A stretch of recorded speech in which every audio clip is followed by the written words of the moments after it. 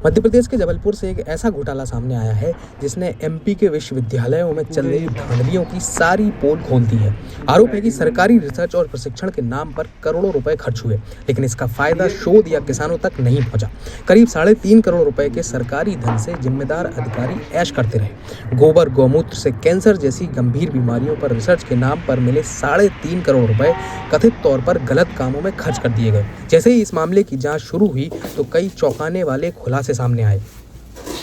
दरअसल राष्ट्रीय कृषि विज्ञान योजना के तहत साल 2011 में जबलपुर के नानाजी देशमुख वेटनरी विश्वविद्यालय ने सरकार से 8 करोड़ 74 लाख रुपए की मांग की थी, ताकि वह पंचगव्य को बढ़ावा देने और गाय के गोबर गौमूत्र व दूध से कैंसर जैसी बीमारियों पर रिसर्च कर सकें। सरकार ने इसके लिए 3 करोड़ 50 लाख रुपए मंजूर भी किए। फिर इस पैसे से पंचगव्य का प्रचार और किसानों को प्रशिक्षण भी दिया जाना था, लेकिन जमीनी हकीकत इससे बिल्कुल अलग निकली। ना तो कोई ठोस रिसर्च हुई और ना ही किसानों को अपेक्षित प्रशिक्षण मिला।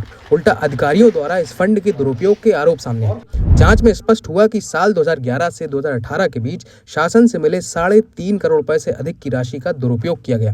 रिसर्च फंड से महंगी गाड़ियां, यात्राएं की गई, जबकि प्रोजेक्ट में इसका कोई प्रावधान ही नहीं था।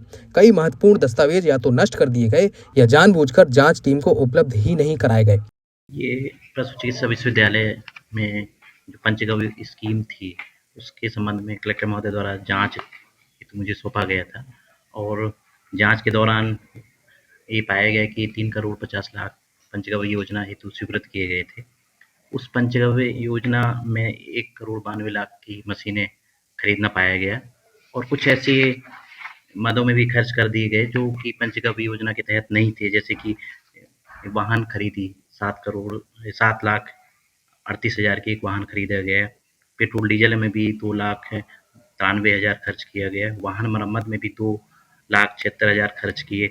वाहन चालकों के कंटिजेंसी के भुगतान के लिए भी 2 लाख 22 हज़ार खर्च किए। इस प्रकार ये जो खर्चे थे पंचगव्य योजना में ये निर्धारित नहीं किए गए थे और उन मदों में भी इनको खर्च कर दिया गया। प्रथम दृष्टया ऐसा पाया गया कि जिन मदों में खर्च नहीं करना था उनमें भी पंचगव्य योजना के तहत जो गौमूत्र के वो बनाए जाने थे, उस पर शोध किया जाना था, उस पर खर्च न कर अन्य मदों में खर्च किया गया है। इसके हमने विस्तृत जांच कर कलेक्टर महोदय को जांच रिपोर्ट सौंप दी है। तो कितने लोग शामिल हैं इसमें? ये तत्कालीन जो उसके शोध के थे 2 डॉक्टर साहबान हैं जो थे उस शोध में लगे हुए थे। सर ये गौमूत्र गोबर भी खरीदा गया है करोड़ों रुपए का, इसमें क्या? इसमें मशीन खरीदने के हमें बिल मिले हैं, वाहन खरीदने के बिल मिले हैं और कंटिजेंसी भुगतान वाहन मरम्मत में किए जाने के बिल मिले हैं। अन्य जो गोबर खरीदने के बिल प्राप्त नहीं हुए। मध्य प्रदेश के बाहर भी लोग घूमने गए थे, ये बात भी सामने आई है। हाँ, ये एक बिल हमें मिला है कि गोवा उसी मद से उन्होंने गोवा की टूर किया है और भुगतान उसी मद से हुआ है। जांच के दौरान उस लैब का भी निरीक्षण किया गया जहां पंचगव्य योजना के तहत मशीनें रखी गई थी और गाय के गोबर से विभिन्न उत्पाद तैयार किए जाने का दावा किया गया था, लेकिन लैब की हालत किसी खंडहर जैसी नजर आई। लाखों रुपए की महंगी मशीनों के नाम पर केवल गमले और दिए बनाने की कुछ साधारण मशीनें ही दिखाई दी। जांच में सामने आया कि 1 करोड़ 92 लाख रुपए गोबर, गौमूत्र, गमले, कच्चे माल और मशीनों की खरीद में खर्च दिखाए गए, जबकि इन मशीनों की बाजार कीमत केवल 15 से 20 लाख रुपए बताई जा रही है। रिसर्च के नाम पर गोवा समेत अन्य शहरों की हवाई यात्राएं की गई। करीब 7,38,000 रुपए की एक कार भी खरीदी गई। 2.5 लाख रुपए पेट्रोल डीजल पर खर्च किए गए। वाहन मेंटेनेंस पर 2 लाख रुपए खर्च किए गए। ड्राइवरों की सैलरी पर 2,22,000 रुपए खर्च कर दिए गए। 3,50,000 रुपए मजदूरों के भुगतान के रूप में दर्शाए गए और लगभग 15 लाख रुपए के टेबल और इलेक्ट्रॉनिक सामान खरीदे गए। हालांकि जांच रिपोर्ट आने के बावजूद विश्वविद्यालय प्रशासन भ्रष्टाचार के आरोपों को सिरे से खारिज कर रहा है। जब कुल सचिव से रिपोर्ट को लेकर सवाल किए गए तो उन्होंने साफ कहा कि विश्वविद्यालय में किसी भी तरह की वित्तीय अनियमितता नहीं हुई।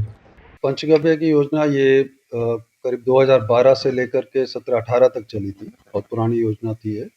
और इसमें जो भी कार्य हुआ है उसकी सारी टेक्निकल रिपोर्ट्स और फाइनेंशियल रिपोर्ट्स जो फंडिंग एजेंसी है उसको दे दी जा चुकी हैं और ऑडिटेड रिपोर्ट थी वो सारी।